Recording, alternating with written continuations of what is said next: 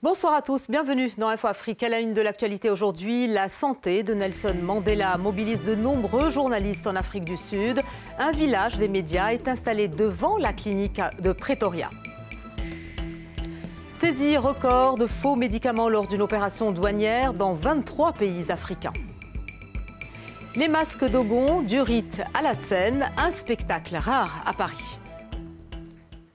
L'ancien président sud-africain Nelson Mandela est toujours soigné à Pretoria pour une infection pulmonaire. Les informations sur son état de santé sont rares, très rares. Devant sa clinique, des hommages, des prières et une concentration impressionnante de journalistes. Reportage de nos envoyés spéciaux François Bader et Nordine Ben Smaïl avec Bernard à Paris. Devant la clinique privée où Nelson Mandela est en soins intensifs, s'est formé au fil des jours un véritable village médiatique. Agences internationales, AFP, Reuters, AP, chaînes de télévision, BBC, NBC, ils sont tous là, avec leur quart de régie et leur antenne parabolique. Pour les journalistes et les techniciens, il n'y a rien à faire qu'attendre. Attendre une mauvaise nouvelle ou peut-être que l'on annonce le rétablissement de Madiba. Jeudi, il n'y avait rien à faire que de filmer les entrées et sorties et essayer de décrypter les gestes et les expressions de leur visage. Nous avons vu les petits-enfants, les petits-fils, les petites-filles. On a vu aussi la fille au père de la famille. Mais normalement, on ne sait pas dans quelle voiture ils arrivent parce qu'ils en changent et voyagent ensemble. Outre les journalistes, des visiteurs viennent rendre hommage à l'icône de la lutte anti-apartheid. Une gerbe de fleurs a été déposée par des membres d'un syndicat de fonctionnaires. Dans la matinée, une douzaine d'évêques issus pour la plupart d'églises évangéliques protestantes sont venus prier pour un rapide rétablissement de l'ancien président. Même si on ne peut pas entrer dans la clinique, on sait que nos prières font la différence où qu'il soit dans la chambre pour qu'il puisse être guéri. Le pays a beaucoup besoin de lui, le pays l'aime beaucoup. Des francophones présents font part de leur inquiétude concernant l'état de santé de Nelson Mandela et de leur sort dans l'Afrique du Sud de l'après-Madiba. Nous ne savons pas ce que nous allons devenir si jamais il mourait. Parce que je me rappelle quand il y a eu xénophobie en 2008, c'était assez sérieux. Et c'est Mandela qui s'est levé pour dire à ses frères d'arrêter. Ici, dans cette clinique de Pretoria, il y a surtout un homme aimé de tous, respecté et admiré dans le monde entier, qui mène son dernier combat. L'accord de partage de pouvoir mis à mal au Zimbabwe, le président Robert Mugabe fixe la date des élections sans consulter son Premier ministre. Morgan Tsvangirai veut saisir la justice. On l'écoute. Le président Mugabe, en appelant à une élection alors que la loi électorale n'est pas passée au Parlement, agit clairement de manière anticonstitutionnelle. Il le sait parfaitement et c'est pourquoi il invoque dans sa lettre le pouvoir présidentiel de légiférer de manière temporaire. Dans certains pays d'Afrique, 7 médicaments sur 10 sont faux. Faux antibiotiques, antidouleurs ou bien encore faux vaccins. Des médicaments dangereux et parfois mortels. L'Organisation mondiale des douanes vient de saisir plus de 500 millions de médicaments falsifiés. Les précisions d'Anne-Christine Roth et Bruno Gabetta. Ces photos ont été prises lors de l'opération Biyela, encerclement en zoulou. Antipaludéens, antibiotiques ou anticancéreux, des containers entiers de faux médicaments. Ils ont été saisis au cours des contrôles douaniers qui ont lieu début avril simultanément dans 23 pays africains. Avec à la clé un record. En quelques jours, 550 millions de médicaments contrefaits ont été interceptés.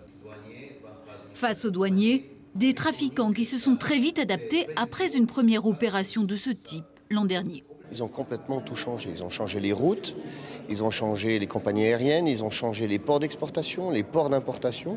On est dans le cadre d'un changement perpétuel. Dès lors qu'on va intercepter un conteneur, eh bien, ils modifient leur plan, ils changent la route maritime, ils changent de compagnie. Bref, on est dans le cadre d'une problématique évolutive permanente.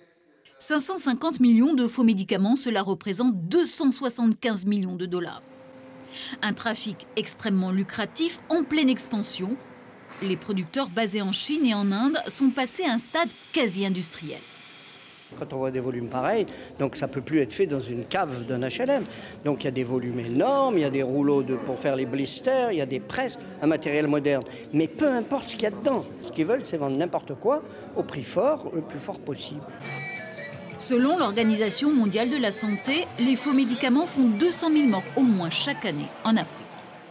Au Nigeria, 4 commerçants libanais, membres présumés du parti chiite Hezbollah, ont été inculpés de terrorisme et de détention d'armes illégales. Ils avaient été arrêtés le mois dernier à Kano, dans le nord. Une cache d'armes avait été découverte au domicile de l'un des suspects. Un arsenal destiné, selon la police, à mener des attaques contre des cibles américaines et israéliennes.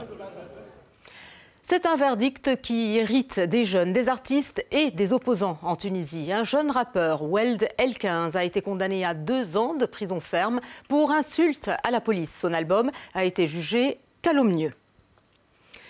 Des tonnes d'ordures, pas de décharge et une ville qui suffoque. Les habitants de Pointe-Noire au Congo appellent à l'aide. Ils vivent dans un environnement malsain et cela ne date pas d'aujourd'hui. Nathalie Sarfati avec notre correspondant au Congo, Hervé Kiminumissou. C'est le quotidien des habitants de Pointe-Noire. Ils cohabitent depuis des années avec les immondices éparpillés dans les rues, les déchets qui s'amoncellent et qui polluent les rivières. Une insalubrité qui exaspère la population. L'État congolais doit nous aider parce qu'il n'y a pas de caniveau ici pour que l'eau s'évacue. La saison sèche est là.